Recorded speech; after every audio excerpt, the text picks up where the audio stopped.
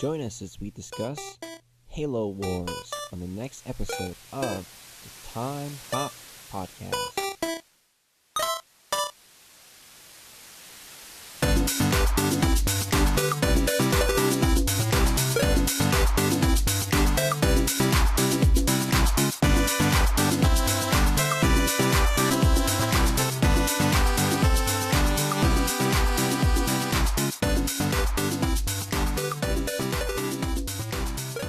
Hello, ladies and gentlemen, and welcome back to another exciting episode of the Time Hop Podcast.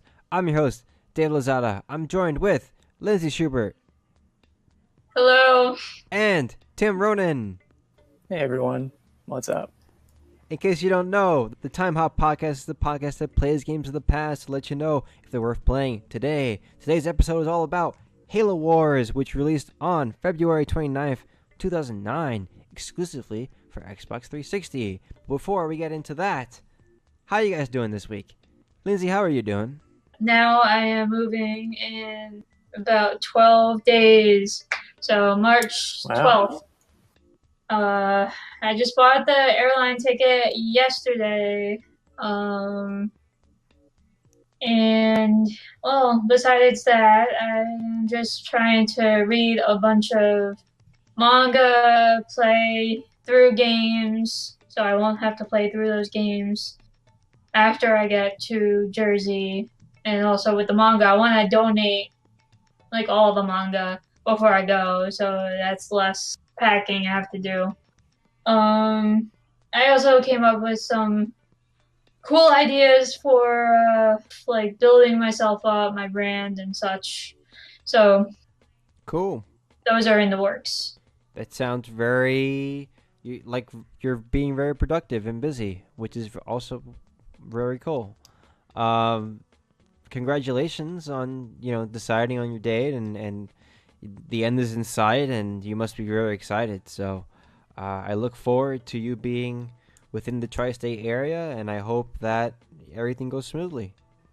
Thanks, yeah. Can't wait. Yeah, me too. It's gonna be fun. We're all gonna be all together. Be nice, and hopefully less connection issues.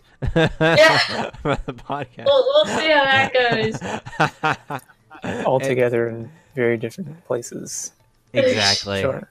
But all in the same general vicinity, I suppose. And Tim, we'll be in the Northeast together. Exactly. So. Exactly. That's what counts. Northeast pride. Yeah.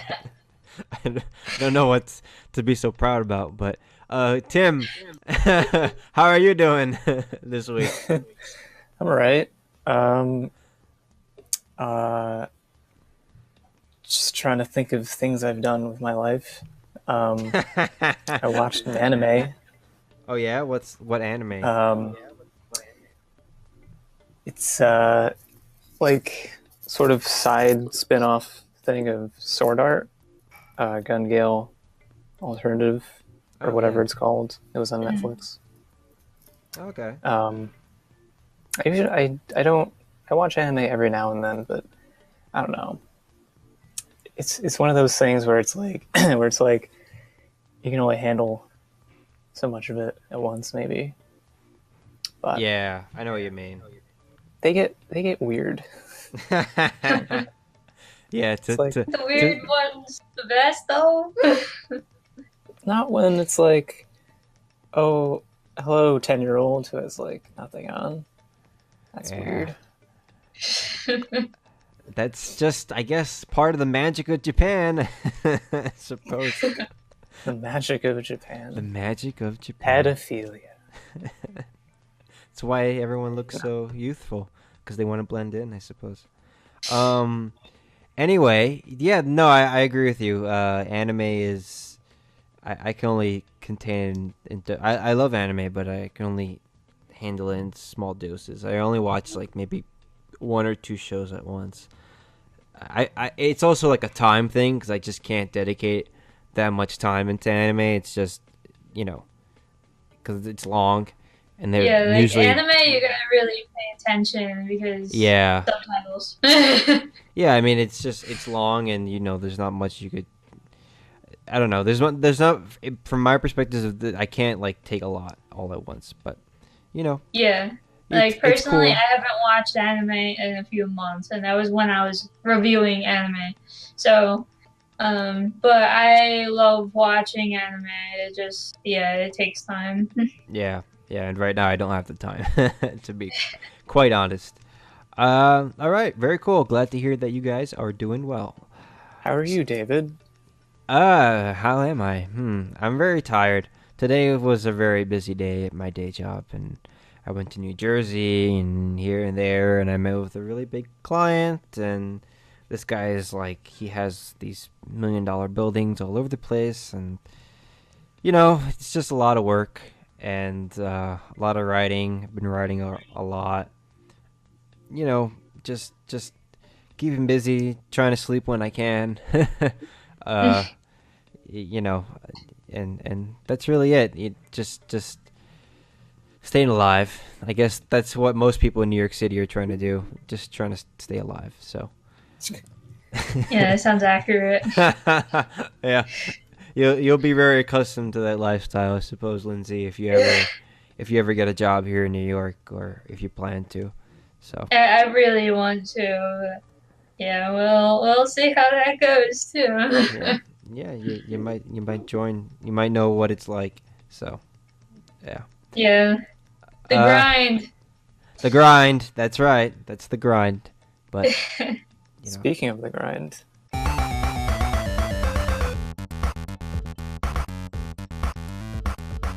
So let's jump into news of the week. Hey. Smooth segue. All right. So, Yes.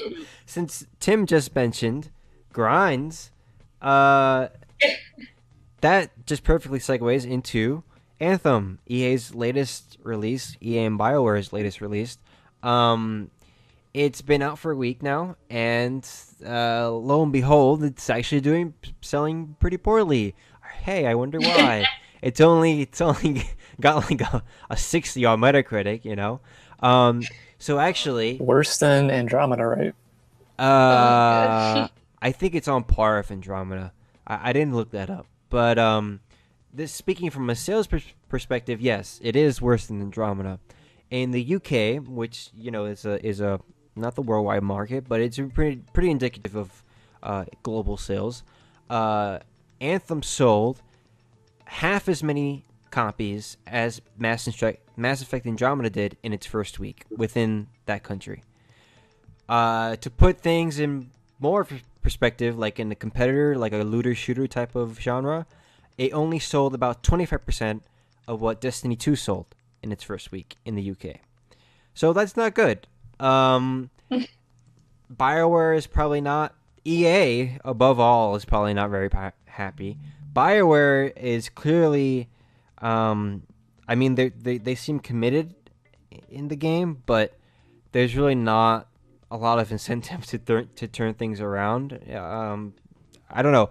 I'll leave it open to you guys. What do you guys think of Anthem's poor sales? Makes sense. Yeah, pretty Yeah. much. Pretty much, yeah. I mean, yeah. I mean, it just, I've been hearing like different people talk about it, and there's a pretty good amount of problems with it.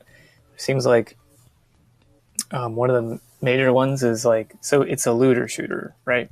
Yeah, looter But shooter. the problem is that the loot apparently isn't so great.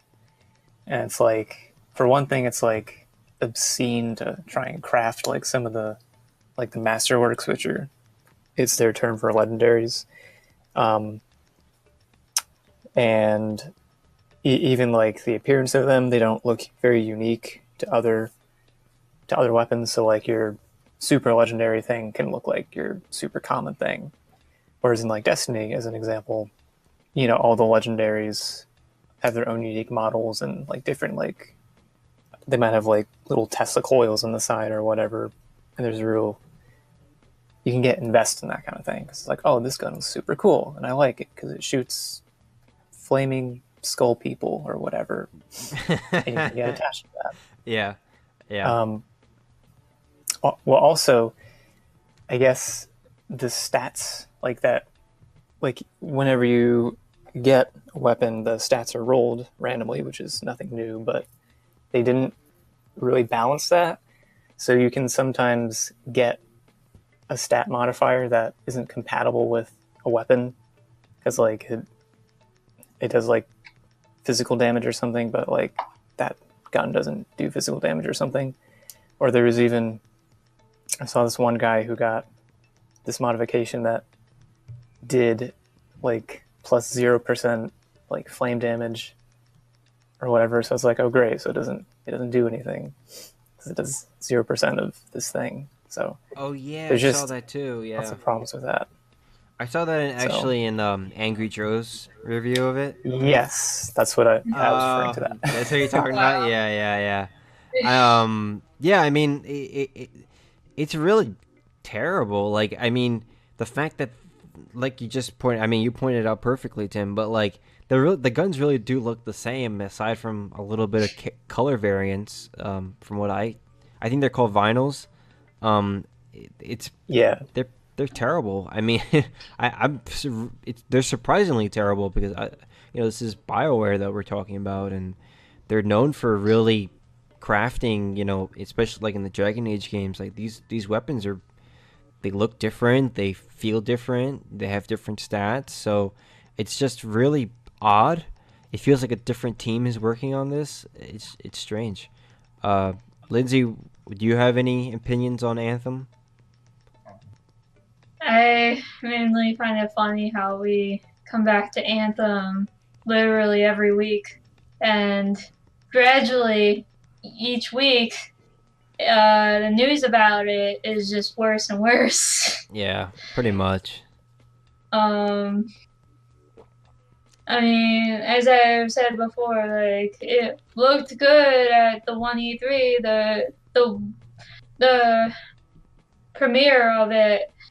And it seemed cool, seemed like it had promise, and then everything after the fact,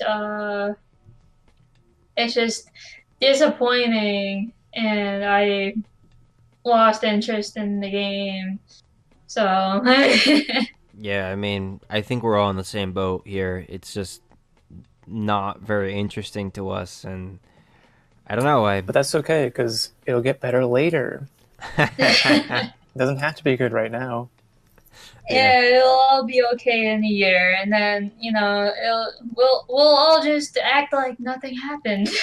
Exactly, and that's how games work in Yeah. 2019. Lindsay, what's your news story this week?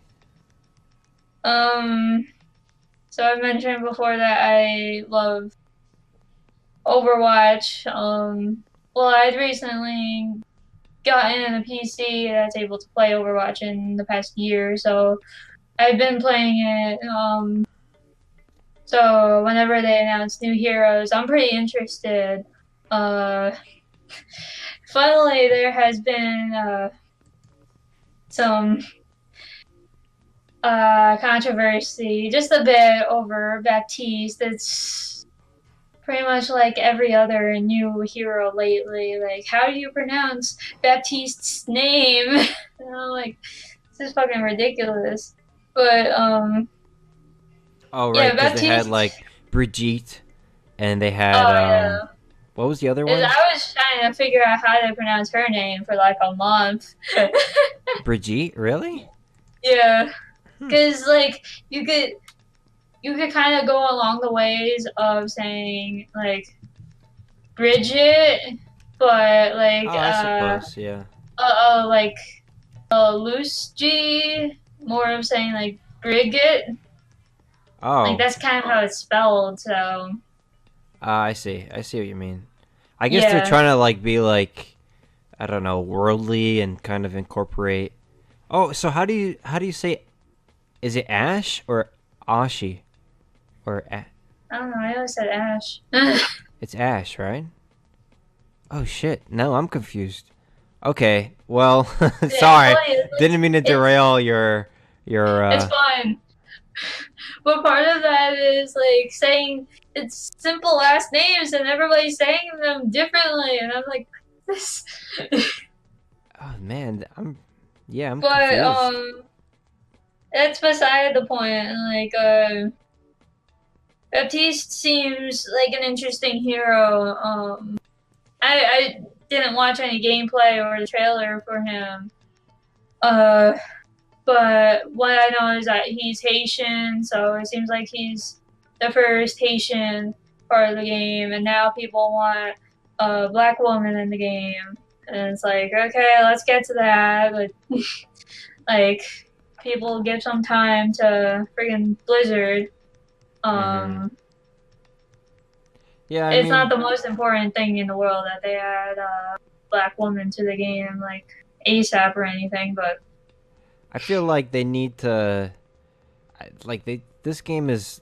I know you. I know this is, you probably don't want to hear this, but like, because you just got your PC, and you're just probably just playing this game. But like, this game is, it's getting stale, and it's very obvious at this point that the game is stale, and there's nothing really that Blizzard could do. Even if they bring in like freaking, I don't know, you know, characters from all their other franchises into Overwatch somehow. It's just stale and nobody really cares about it anymore. Like there's too much competition. Not that nobody cares about it anymore, but like they have too much competition now. They have Apex, they have Fortnite, they have Call of Duty, they have all these other games. So it's just I don't see I don't see that niche like demanding new heroes right now and like being satisfied until they get Overwatch 2. That's just yeah. what I people mean, want, So, I do agree, and I know it's stale, even though I just recently got into the game in the past year. I'd wanted to get into the game pretty much since it released, but I didn't have the upgrade for it.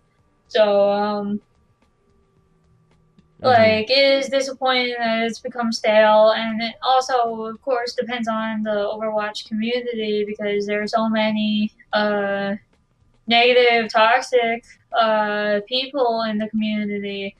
You know, if you're not playing up to par, then you're trash. Um, Is that pretty common it for is that to common. happen?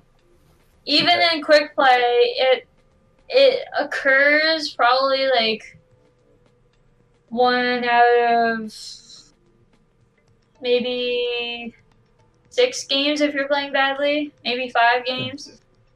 Like if you're playing badly, um, like not getting DPS, which is damage per second, like not getting a suitable amount of that, then people are going to say switch to another hero. Um, of course, another common thing on Overwatch is um, people complaining that you're on their hero. Like, I claim that person. It's like, no. It's just a game, chill. And two, it's just quick play. Like, it's not competitive. Like, I Right. haven't even played competitive because I don't want to get in that. Um, I don't want to get in more toxicity on the game. So, You don't need because that in your life. You don't need the that thing stress in with, your life. yeah, the thing that I heard from my friend who would play Overwatch like every day for like 2 years, uh, is that in competitive, you need to have your mic on. And if you do, and of course, if you're a girl, you're playing the game, you're gonna get harassed. Oh no. So I was just like, I don't want to deal with that in my daily life. Oh Jesus. I'm just gonna nope that all the way home. Man, I don't know. I'm so like alien to these kind of circumstances. Like I don't I this is one of the reasons why I don't even bother with interacting online with because it's like I don't want to like I'm when I'm playing video games, I want to get lost in a world. I want to get lost in these characters and these new like fictionalized realities and stuff like that. I don't want to fucking talk to some guy in like, you know, North Nebraska about his fucking wife. Like I don't care. You know, like I don't want You to could know go his down problem. to the grocery store and get yelled at by people. Exactly. I get yelled at anyway, you know? So, like, I could just do that in my regular life. So why would I go online and do it? It just doesn't make any sense to me, you know? I knew, like, video games are like an escape for me, you know? I'd rather escape either with people that I know, who are my friends, who, like, you know, like, I interact with on a, you know, regular basis, or just not interact with people at all and just, you know, be by myself, because I have like a game world and I have NPCs I can interact with and et cetera, et cetera. And I know they're just robots, but like still, you know, it's an illusion, and I get lost in an illusion. I don't know. It doesn't make any sense to me, which is why I'm so. Yeah, go ahead. I will say one mode that I will always play, and or like the several modes, and this isn't any game. I'm pretty sure I mentioned this on a previous episode. I will play survival anytime. Survival, it's mainly like you know, relying on yourself, your own skills, and you're not fighting against you know, depending on the mode, you're not fighting against other real life players. You're fighting with real life players, but it doesn't even have to be that way. You could play with AI. I don't care. That's if they added that in there. But survival is what will keep, in my opinion, will keep certain games like Overwatch afloat, because they will have like the certain survival modes open several times a year, depending on the year. Like they'll have it open for like New Year's, Christmas.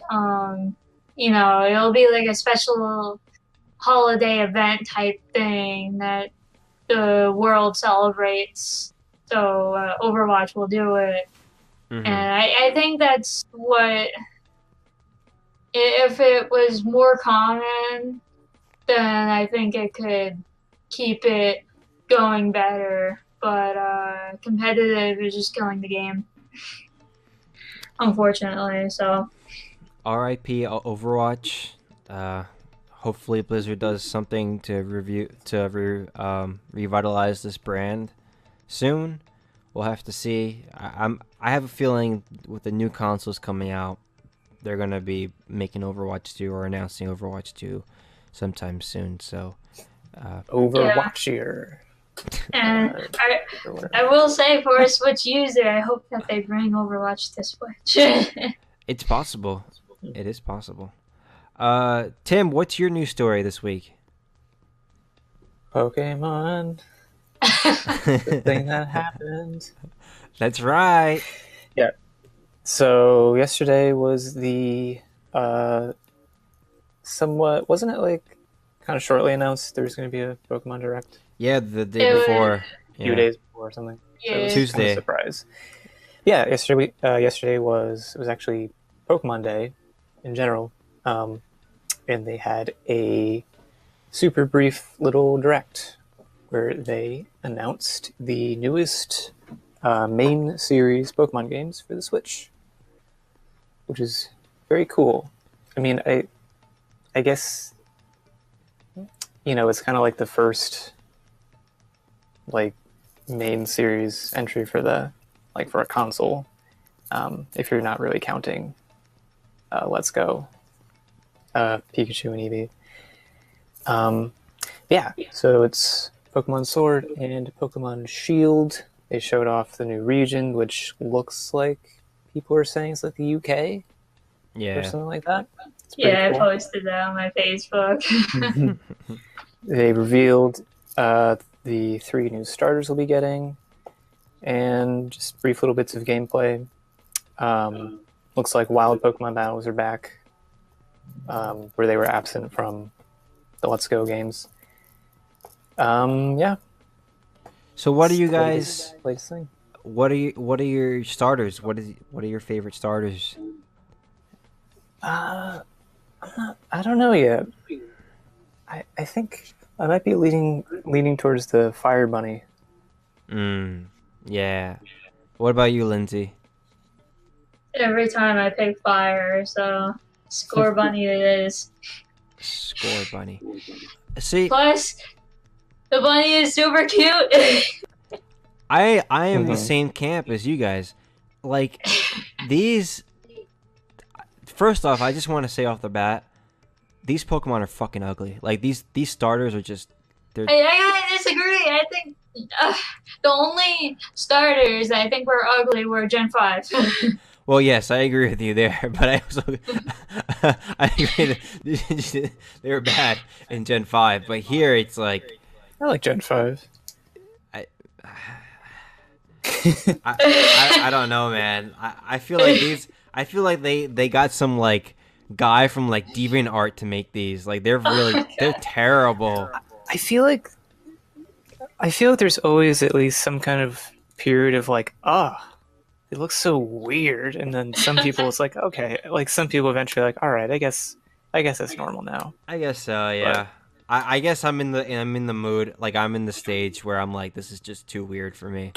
Yeah, I'll probably It'd be interesting to see what the legendaries are. Yeah. And I kind of get the impression that maybe like, it's like Sword and Shield, so maybe one will be like kind of offensive and the other one's defensive, like in terms of stats and stuff. True. And they'll probably I would guess that they're probably gonna be in the shape of a sword and a shield or something like that. We do have a sword Pokemon already, I think, don't we? I mean, I do know about that, but isn't it Aegis Sword or Aegis Shield, right? Aegis, right? Aegis Slash. Aegis Slash. Yeah. Yes. There you go. That is a powerful Pokemon, mind you. Yeah, it is. It is actually. I remember from X and Y. And then they have like other like Shieldon, right? That's like a shield Pokemon. That is true. That's from Gen 4. Yeah. So it's like, yeah, it is interesting. They might, but like with Sun and Moon, they was completely different. Like Moon had like a bat, and then Sun was like a lion, right? So yeah, and in previous generations, well, at least I don't know about Moon, but they did have Solrock for I think that was Gen 3. Yeah, and Lunatone, yeah. Lunatone. Yes. I forgot about the Moon. Yeah. So it's interesting. I don't know. I think they're gonna keep tight-lipped about this, but like with any Pokemon game, it's always like, yeah, they announce it, and then like little bits of information trickles out like throughout the year. They've really got a gold mine here, like of marketing ideas. So, yeah. I mean, I feel like here they're really taking it slow. Like they just revealed the starters. So I think the legendaries they're gonna come. It's just their process each time. It's like they reveal the starters, and then probably in a month or two they're gonna reveal the legendaries, and then I think after that they slowly reveal more of the base Pokemon. Yeah, it's usually over summer, from what I could remember. That is true. It's normally over summer. I do remember having like the fairy type talks during the summer when that was announced a few years ago, and then me and my friends were talking about the ice cream Pokemon and. Oh yeah. Yeah, in Gen 5, that was Gen 5. Yeah. Weird Gen 5, as you guys were saying. Yeah, that was a weird one. Yeah, I mean, really the thing that was most exciting to me about the reveal was the region. I mean, I'm not big fan of UK. Not that I hate British people or anything, but like, Oh my God. no, I'm not. That's not Not what that I'm I trying hate to. them. I don't like them at all. I just don't. Anyway. You gotta bring up the fact not that I hate them. I just don't like the. I just don't think the UK is an interesting country. Sorry, Oh my God. but like, sorry. I mean, nothing about it is very exciting to me. That's just honest. But I mean, nothing about the U.S. really is too exciting either. But I don't know. I feel like there were like other places that they could have gone that were more exciting. Other than the UK. I was trying to guess. I was thinking like maybe like South America or like Yeah, Mexico or Germany or something else. that's what I was saying. I was like, why haven't they gone to like another continent, like Africa or South America or Australia? Like, I mean, my it's friend cool. made the connection to another place. I can't remember what the place was, but it was more kind of exotic, I feel like. Which one? I'm trying to find it. Just 1 second. Because right now we've got the U.S. is Gen 5, Gen 6 is France, Gen 7 is Hawaii, Gen 1 and 2 is what, like Japan, I guess. Yeah, my maybe friend- Gen 2. Is more My like friend made Gen the 2. connection to Westeros. West where? Westeros. I can't remember what that was. Oh, I don't Westeros. know. I don't think it's a real place. I'm not sure. Westeros isn't that Game of Thrones. Game of Thrones? Yeah. Yeah. So he said that he thinks it's supposed to be Westeros, and then I could kind of see a resemblance. But isn't he British? GG, whatever his name is, I don't know his name. The author of Game of Thrones, isn't he British? So wouldn't that make sense if Westeros was based off of UK? I believe think he he is. is. Is he? And no, I might have mentioned this before, but he's actually from my hometown. Oh shit, is he? Yeah. Oh wow, that's cool. All right, that's really cool. The author of Game of Thrones? Yes. Oh, that's sick. That's really cool. That makes you famous by default. There you go. That is cool. Well, looking forward to see what, and the new region is called Galar, right? It should be interesting. It's What do you odd. think well, actually, I guess they've been doing this differently because they used to do like Diamond and Pearl and then Platinum or Ruby and Sapphire and then Emerald, but then they had like Black and White and they're like Black 2 and White 2. And They should have done gray. I know. They should have. And then It's with just clever Sun and Moon. marketing. Like, Yeah. And then with like But- Sun and Moon, it's like Ultra Sun and Ultra Moon. Yeah. So I wonder if they're gonna do that or if they're gonna do just the one other game this time. That would be- So I saw the meme for Pokemon Gun, which we could only guess they're not gonna do because children. The other idea was Pokemon. I think it was something to do with magic, maybe, or it was I can't remember what it was. Pokemon Big Sword, pick up Pokemon Big Shield. Oh my god. Great Sword and Great Shield. Oh shit! I'm exhausted. I don't even know. There you go. That's a better that's a better title. Yeah, I mean that's actually a pretty good title. That they could use that. Great Shield and Great Sword. Yeah. Mm-hmm. Or just Pokemon Unarmed. Just one game. Because my actual idea would be Pokemon Staff or something. Maybe. I don't know. It's interesting. I'm interested to see what happens. Will you guys be picking up these games, or are you gonna pass? I'd like to. Yeah, to be honest, Pokemon staff I feel like would work. They're all starting with S's. Oh, that's And that's true. That's true. then it just sounds cool. Pokemon staff. Pretty close. Yeah. Yeah. Well. I hope. Hit me up, Nintendo and Game Freak. So so with the Let's Go games, they kind of did something different with the whole like you could actually see the Pokemon that were walking around. Yeah. I think people liked that, but now like they're not going to be doing that, I guess.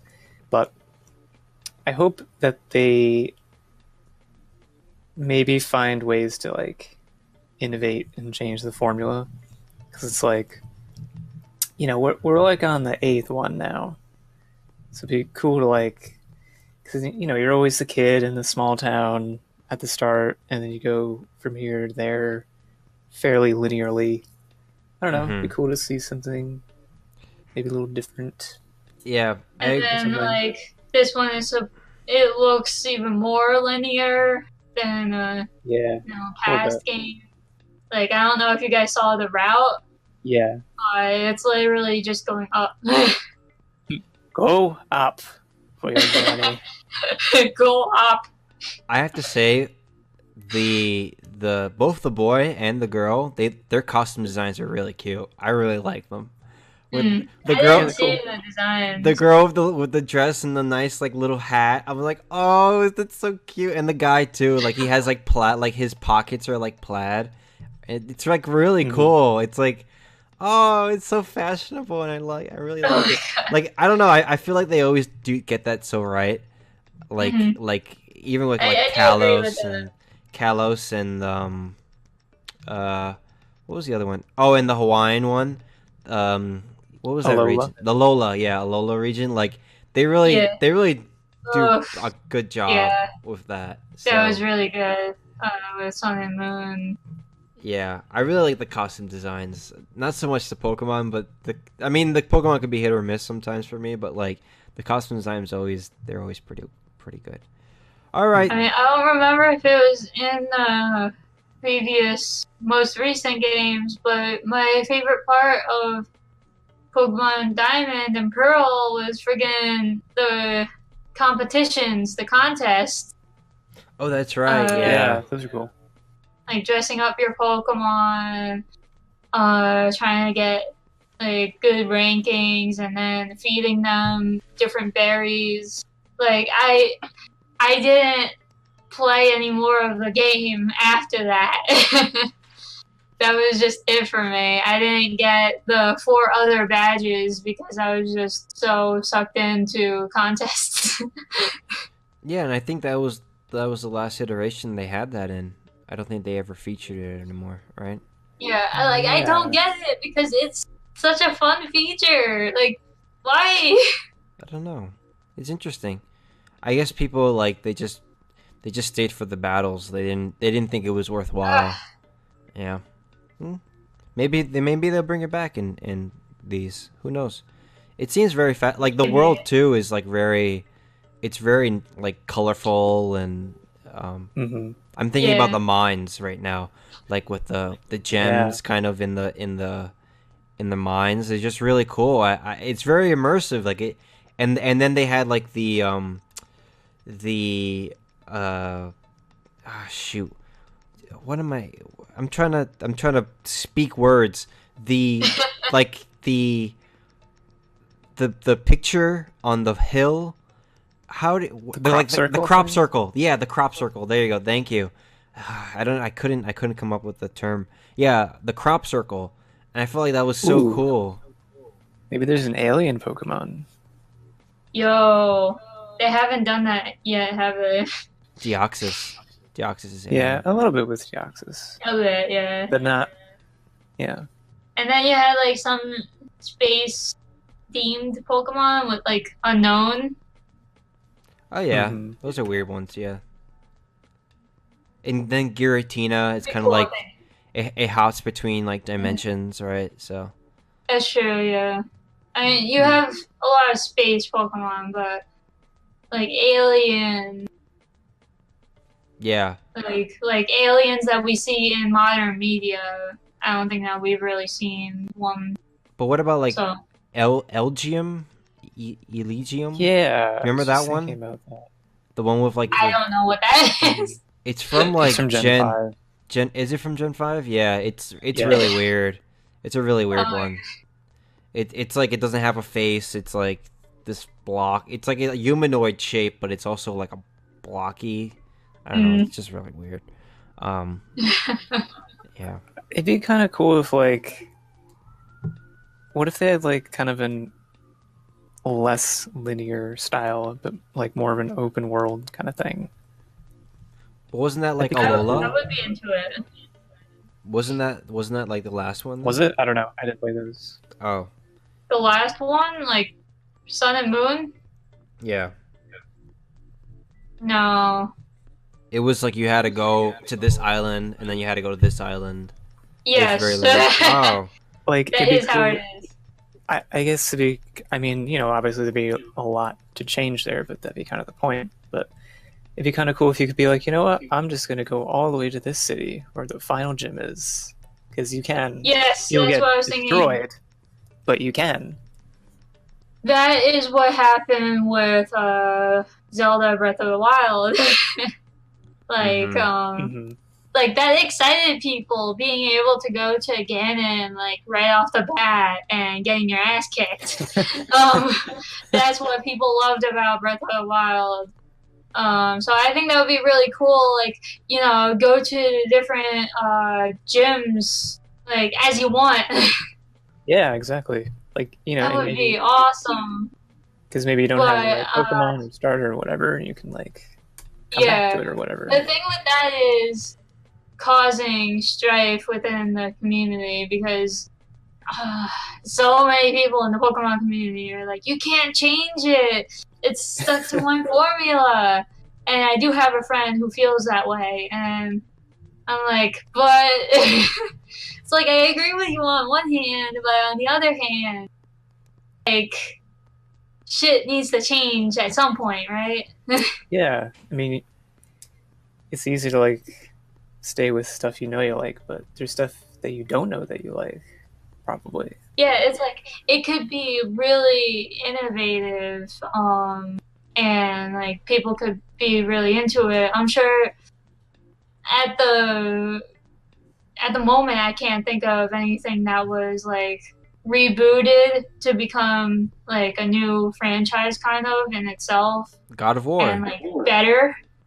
Yeah, you have a point there. God of War pretty much rebooted the franchise to where last year it wound up being it was like the in the Game Awards it was one of the best games. It was voted it was Yeah. given an award for being one of the best games there. So It was given the award, the Game of the Year award. It won Game of the did Year. it? Yeah. I couldn't remember if it won Game of the Year or if it just won like action or whatever. I think it won No, both. that was Red Dead, which won everything else. Oh, did it? Okay. Yeah. Yeah, but yeah, I mean, like, it's possible for the Pokemon to reinvent itself, but why fix what isn't broken? You know what I'm saying? Like, Because you could make something better. So this is how David feels. Like, what? This is a what? so you're on that side of the argument that No. you don't want to change it.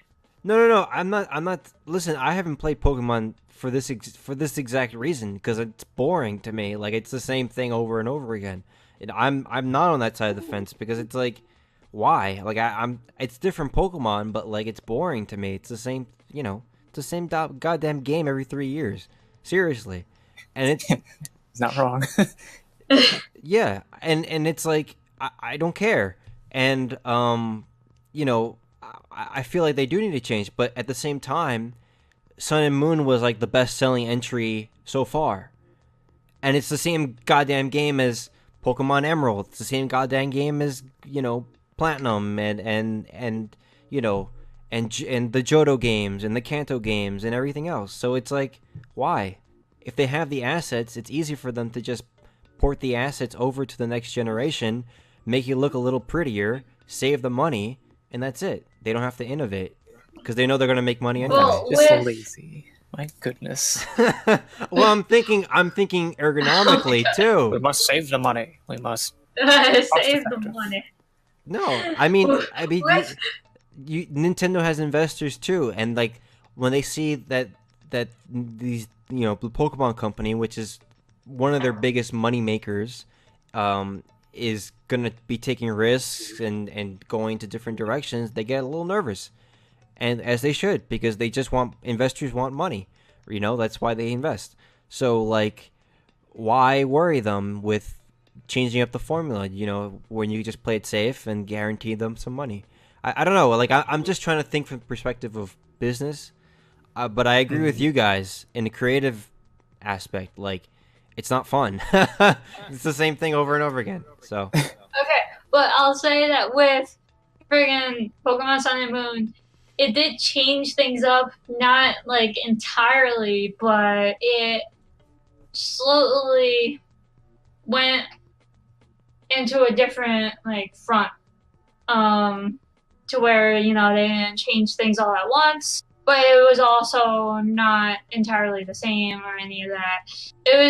It brought a different concept to the table for Pokemon games with the whole trials thing in the two games. Like, you know, you're performing some actions on the side during the trials. Like, you know, Cubone and Marowak are freaking dancing as you're battling your opponents, and you have to memorize what the Cubone and Marowak are doing. So, and then you have to climb your way up through the trials to fight the island leader so you could go to the next island. So it is a bit different, not entirely, because they don't want to upset the audience. yeah, Because, of course, as said before, so much of the audience are nostalgic and all they want is Pokemon on a platter, the same as it was before. just give us Pokemon But then Snap. you also have the people who do want changes in the game, like us. So. Here's an idea: just cancel everything and make Oh my Pokemon. god. Just make Pokemon Snap No! 2. Let's just do Snap 2, okay, guys? Let's just do How that. about we just cancel you? Is that why That's you're called moving so murder. close? Are you gonna kill me? Oh my god! It was my ultimate plan. Oh no! First, Tim threatens to beat me up on the Street Fighter episode, and now you're threatening to cancel me, quote unquote. What the hell is going on? You get a knock at your door, you open it, someone in a Pikachu mask. Pika. Stabbing Oh, no. me. Pika, Pika! Well, the blood is all over the floor. Oh my god. Okay. So before... It'll be like I'm gonna turn into Ryan Reynolds saying hell. and there you go. We didn't even talk in the about... Detective Pikachu Detective movie. Pikachu, yeah. But before this turns into the Pokemon podcast, let's move on to the topic of the show. This week, we're talking about Halo Wars, which originally released on February 29th, 2009 in Australia. So, because it originally released in Australia before it released in Europe and North America, I don't know I know why. Yeah, That's yeah, weird. it's strange. I Uh, didn't know that. Is the studio based there? The No, developer? no, it was Ensemble Studios, and Right. they don't exist anymore. Actually, Oh. fun fact, Ensemble Studios, I don't know why I'm laughing, which is the company that developed the game, they actually closed down before Halo Wars came out, which is terrible. Yeah, Microsoft bought them and then they just shut them down. Um, Thanks for the game. Lol. Pretty much. I mean, seriously, that's what it sounds like. Because like Microsoft was like, "Oh, cool, peace out," and then they just closed them down. Like it was terrible. But Too anyway, bad for you. fuck you. Goodbye. No. So Halo Wars, if you don't know, it's actually a real-time strategy game. So it's not like any other traditional Halo game. It's not like a first-person shooter. I believe ODST was third person, right? So it's not like that either. This is top No, down. it's first person. Okay, so I'm high. I don't know what I'm talking about. This is this is a real-time strategy. So it's top down, and you're basically controlling troops around the battlefield, and you're fighting against the Covenant, which is pretty much it's been I think Halo 1 to 3 at least feature the Covenant, right? So Halo fans know what that's all about. It's set 21 years before the original Halo Combat Evolved, and the year is specifically 2531, if you can wrap your head around that. So it was kind of lauded at its release for its pre-rendered cinematics. That's actually what got me interested in the game, was because it looked so cool. And it had like all these Spartan troops. If you know Halo lore, Master Chief is like the last Spartan, soldier left. So like this was like when the Spartans still existed, and they were still a fighting force. And it has a pretty good campaign, but a lot of people, especially those that were used to the RTS genre, they found it really easy and not very strategic. And it was kind of like you could just put your troops wherever and they'll kill anything. So let's get right into it. What do you guys think of Halo Wars' presentation? Lindsay, let's start with you. I mean, I think it looks pretty good. It draws my interest, of course, because I'm a Halo fan. And, upon first impression back, when it was originally released, I played it at GameStop on the Xbox console that they have there, and I was just like, what the hell is this? I don't think that I had much of an idea of RTSs at the time. All I was exposed to at that time was StarCraft 64, I think. So I saw that and I was just like, what? This isn't Halo. But what is this shit? Get give my Halo. No, sorry. Go ahead. Where's my Master Chief? Yeah.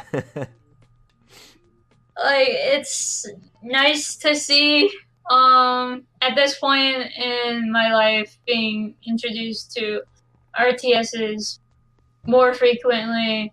I mean, even more recently, I've been watching StarCraft 2 esports, so also kind of preparing me for this discussion on Halo Wars. I mean, it does really just look like basic RTS. I don't know anything that would distinguish it from other RTSs other than that it's Halo. I mean, you mentioned, David, that it seems to people that it's easier than other real-time strategies. Yeah. Of course, I haven't played it myself, so I don't know. But it looks playable, and it looks fun. So it's really hard to say much other than that, since I haven't played it since my initial playing of it 10 Way years back ago. when. So Yeah. Tim, what do you think about Halo Wars presentation? So, I actually have this game. I've had it for a good number of years.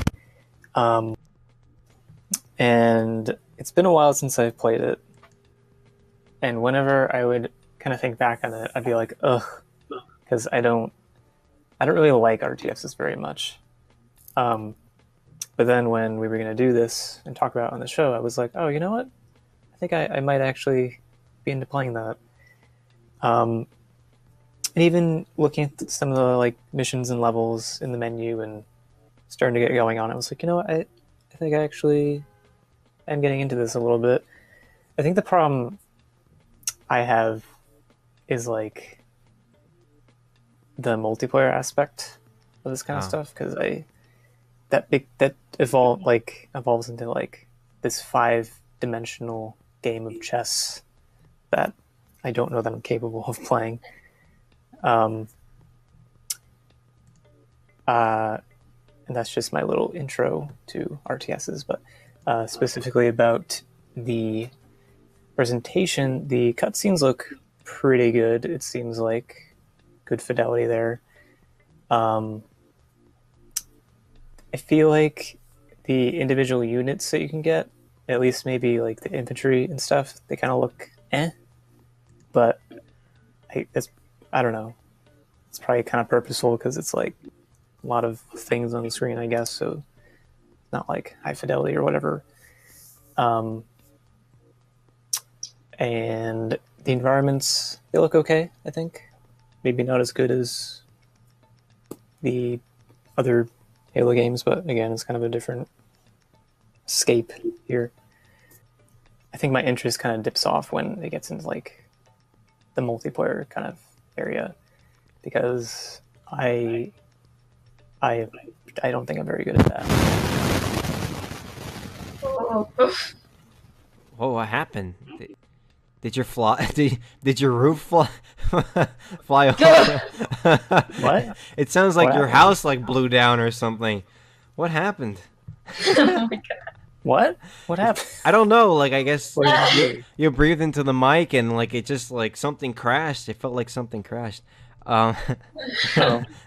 No, I'm good. okay. I Well, didn't. good. Nothing that I know of. That's good. 'Cause I'd be worried. No, I agree with you. It's nothing really to like. The cinematics are really what kind of sold me, what got me interested in Halo Wars in the first place. Particularly the trailers and stuff like that. I mean, I was a kid at the time when this game was releasing, so I guess that's why. But at the same time, when I'm looking at the gameplay of Halo Wars, it's really kind of ugly. I mean, like it's not like it's. I don't think I think Halo, like, it has its charms, but I don't think presentational wise like Halo was the best. Sorry, that's just me. Maybe I think it's just a me thing, but I don't think Halo was like the most visually impressive FPS ever made or is ever made. Like it just because a lot of it's kind of like Killzone. Like it's a lot of gray, it's a lot like black, it's a lot of steel, it's a lot of like boring grass environments, like rocks and stuff like. There's no like variety. There are no like lava levels. There are no like a lot of snowy landscapes. And not like I mean in Halo Wars the beginning section's snowy, right? But somehow it's like dark blue and black and these all like very solemn tones. There's no like vibrancy in everything. I don't know. It just doesn't spark any interest in me. It's not very exciting to me. Especially when you compare it to like other FPS games. Like I don't know, like Fortnite maybe. I'm that's maybe it's a bad Fortnite isn't an FPS. Let me think of another one. What's a good FPS game that has well like recently like Killzone Shadowfall. Like that it's like it's set like in a very like foresty environment, like the leaves are falling down, they're like red and you know, they're different colors and the lights pop and stuff like that. Like I understand that's like a technological thing too, but you know, like I don't know. Maybe I'm asking too much here, but I don't feel like it's really too eye catching. And to your point about the units, yeah, like the same thing. They just kind of feel like generic green soldiers that you're moving around a map. It's not the same thing with the vehicles. They seem like these, I don't know, just like trucks and warthogs and nothing special. Like yeah, I don't know. Nothing special to me, especially right now. Being an Xbox 360 game, it just kind of looks muddy and not really too exciting. Moving on to gameplay, Tim, you don't find Halo Wars' gameplay too exciting, do you? At least from a multiplayer perspective. Who, me? Yeah. Yeah. I didn't play a multiplayer match this time, but I can't really remember, but I don't think I played very much of it, just because, there's just a lot to consider, like being able to anticipate, and this isn't even necessarily a problem with the game, but just RTS in general for me is like you have to anticipate like what people are going to do and then counter it, but then counter their counter that they've countered your counter with, and it's like I don't either. I might have to spend a lot of time like trying to get good at that, but I don't really know that I want to. Yeah. It doesn't really interest me. So like I'd play Halo Reach, just traditional FPS team-based multiplayer, or like team-based like Slayer deathmatch or whatever, because I like that. But there's just a lot of pieces for an RTS. Mm-hmm. So at least with the multiplayer aspect. But I feel like I was able to get into the campaign a little bit because I can go at my own pace and just waste time if I want to, like building up an army, because there's no one that is going to impendingly come and kill everything, and then I can like kind of do what I want. That's a good point. Lindsay, do you have any opinions on Halo Wars' gameplay? I mean, the gameplay looks fun. As I said, I haven't played it, so I wouldn't know firsthand. Well, I haven't played it other than 10 years ago, but so I wouldn't know firsthand. But it seems fun for the simple fact that you get to immerse yourself once again in the world of Halo, but in a different way. In RTS, because I do like real-time strategies, so I wish I would know about difficulty and all that, but that could be for a future time when I could actually speak on that. Mm-hmm. Right. Yeah, I mean, as far as what I think, I mean, I've played RTS games before. It's not my bread and butter. Like, it's not my thing. It's all about strategy and meticulous gameplay. And I could definitely see people who are really into that, like into army management and kind of controlling troops around a battlefield. I can see that. It's kind of exciting when you're like infiltrating an enemy base, which you'll do like later on in Halo Wars. You have like there's one I remember. Like a Covenant fortress, and you have to like dispatch the turrets on either side before you have to make it in, and then you could build like a base inside, and then you could have your troops spawn there. So it's pretty cool. I mean, it's kind of like checkpoints. I think that's how it works, right, Tim? Like you have to reach a certain point, and then you could build a new base with new resources, right? Yeah, you can find enemy bases, and then you can like get some people together and take it down, and then you take that as like a secondary base or whatever. Yeah, and you could build quickly. So it's pretty cool. I mean, it's like I said, it's not my preference. I'd rather not to make myself sound like a gun nut or something, but like I'd rather play the main series if I had a choice. You'd rather be you kind of rather be like zoomed in, being one of those people rather than being the god that commands them all. Yeah, exactly. And I always thought about like how interesting and cool it would be, and this is something that Brutal Legend does, like which is Jack Black's game with Tim Schafer. Like it gives you control of of like Jack Black's character. That was really hard for me to say. It gives you control of Jack Black's character, but also gives you control of the troops too. So like you're commanding them on the battlefield, you know. So it's pretty cool, and I like that concept, and I wish that Halo Wars did that instead of just the top down view of just commanding troops in whatever direction you please. I feel like if it would have like changed that up and kind of like you could go from the top aerial view and command all the troops and then swoop down and like do first person perspective and mow down enemies yourself. I feel like that would be a cooler approach, but again, that's a technological issue. I don't know if it was even possible at the time. So yeah, I don't know. It's definitely fun if you really put time into it and you're really I don't know. You definitely have to put time into it, but it can be fun if you want to. So, yeah, I don't feel like the gameplay is at all too easy. I feel like it's good for people who are new to the genre.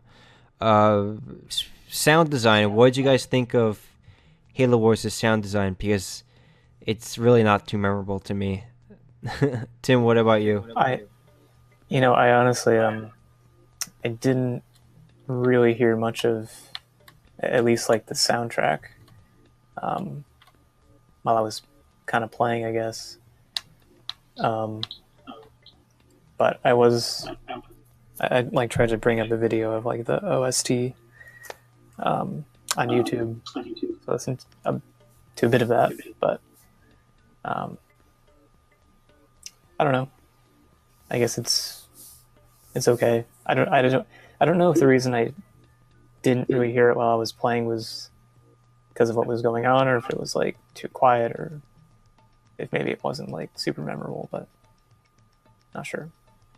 And Lindsay, do you have any perspective on Halo Wars, the soundtrack of Halo Wars?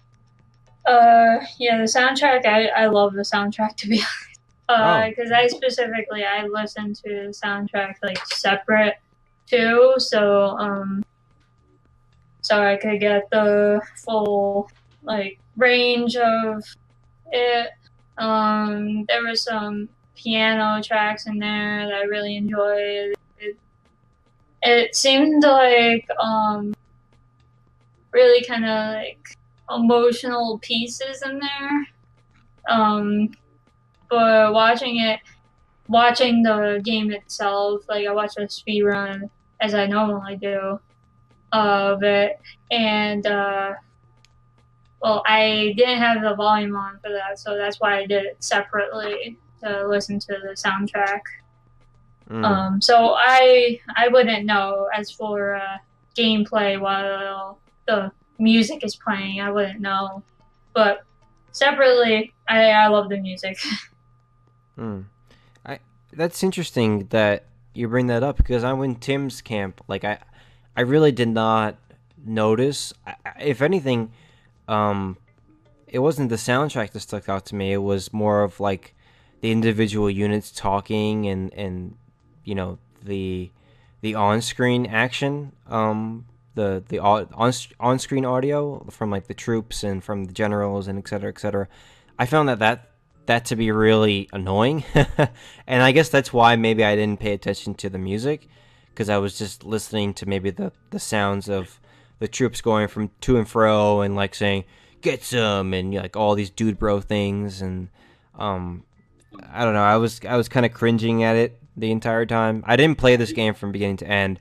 I kind of saw I saw it on YouTube and bits and pieces of the game, and like I really what stuck out to me in terms of sound was just the cringy moments of saying like these things that feel so dated in 2019, like get some and like let's go, and I don't know, like they feel so generic and boring.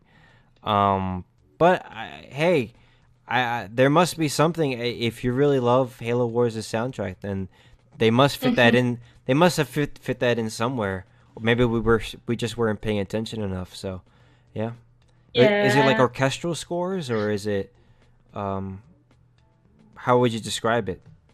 I think some of them were, and then some of them, of course, you had the oh, Oh, really? you know, Okay. Halo does the freaking yeah, Huh.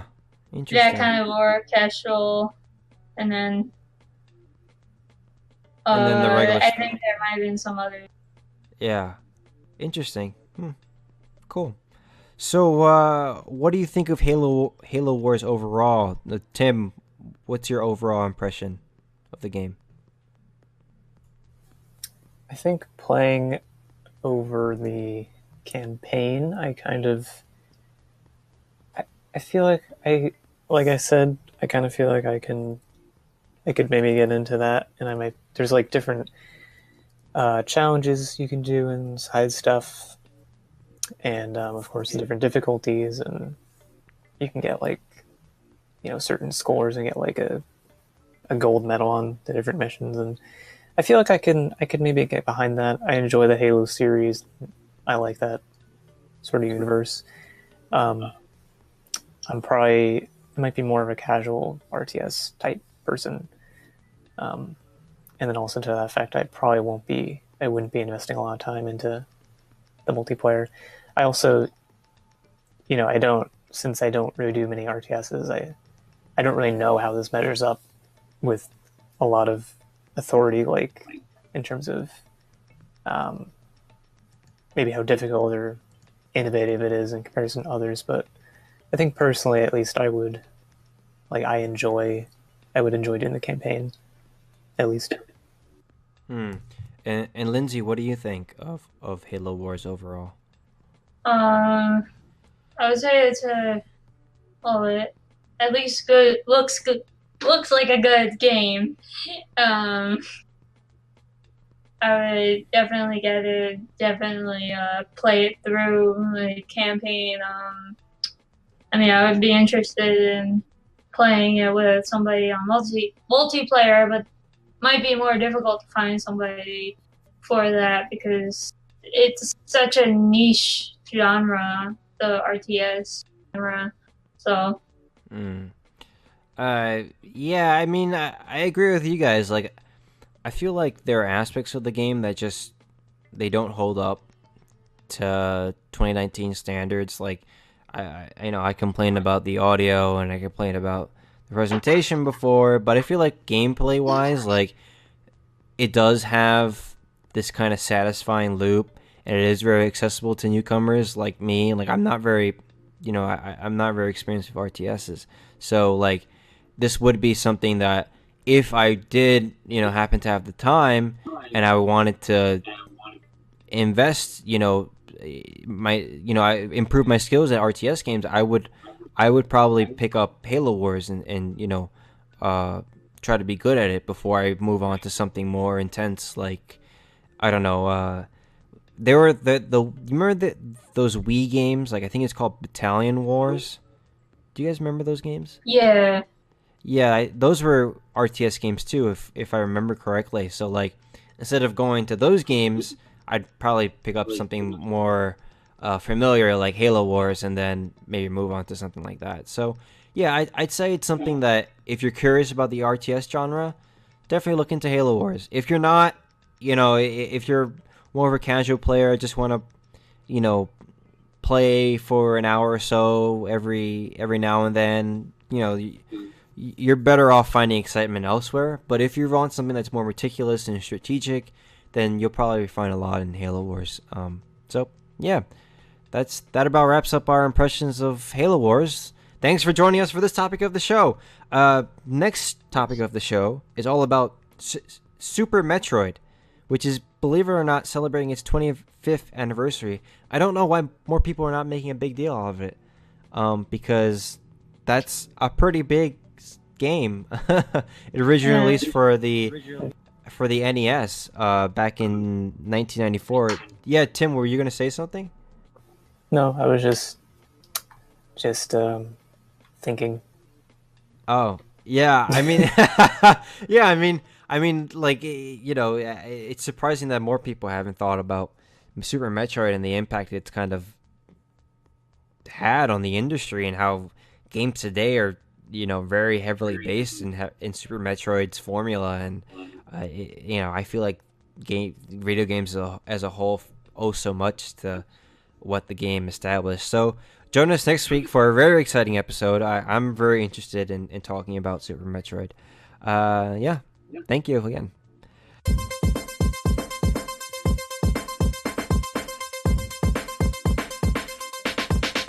Okay, so let's move on to what we're playing next week. Lindsay, let's start with you. What are you playing next week? Still playing Pokemon Quest. Gonna keep saying that until I beat it. In a friggin' time warp portal of never beating that game. I'm also working on beating. I mean, this has been several years where I've been working on the game, but not years straight or anything. I've just put the game down and then Wow. Very cool. Picross 3D on the Nintendo DS. I am almost done with the game. I have like 2 levels that each level has 10 puzzles. So I have and I'm halfway done with the first level, so I have 15 more puzzles to go, hopefully. Hopefully it doesn't keep going. I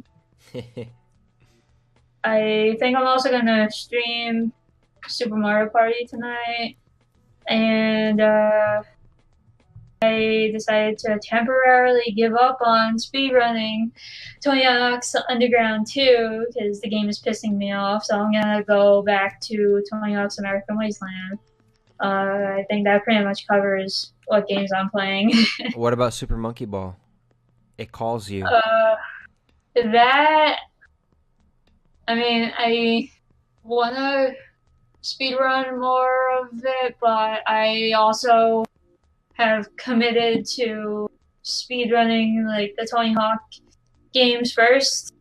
I said to myself that I would be done with speedrunning, or at least improve my times on the Tony Hawk games, Super Mario Odyssey, and Luigi's Mansion before I return to Super Monkey Ball. Oh yeah, and Mario Party 1. So.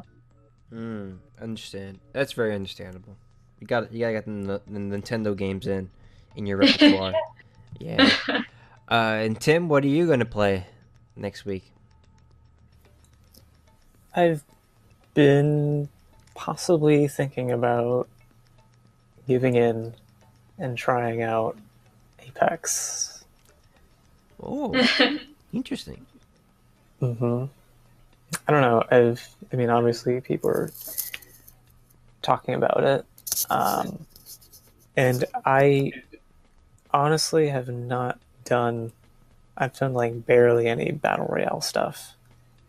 I've done maybe a handful of games of Fortnite, so I'm personally not burned out on that stuff, and I do enjoy first-person shootery type stuff.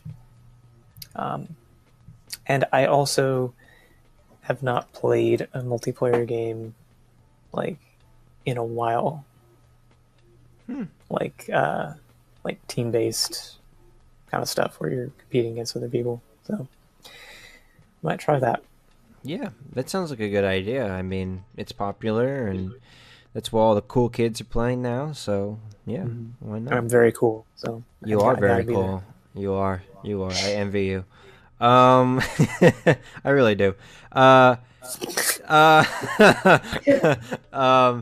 As for me, I think I don't know why, but I've been in the mood to play a visual novel. Not because I'm into weird stuff, but because I don't know. I've been I've been feeling like playing something that's kind of not very labor intensive, for lack of a better term, not very action packed, something very slow. So I bought Steins Gate many years ago for Vita, and I'm thinking maybe about playing Steins Gate. I don't know if you guys are familiar with that game. Do you know? I gotta get into the anime. That's another anime that, like, my friends rave about and fucking. Yeah, it is a really good anime.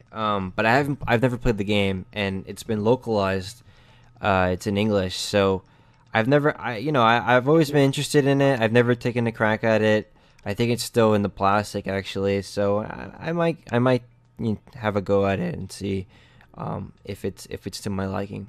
I've heard good things, so and they've made an excellent anime off of it, so it has a lot of promise.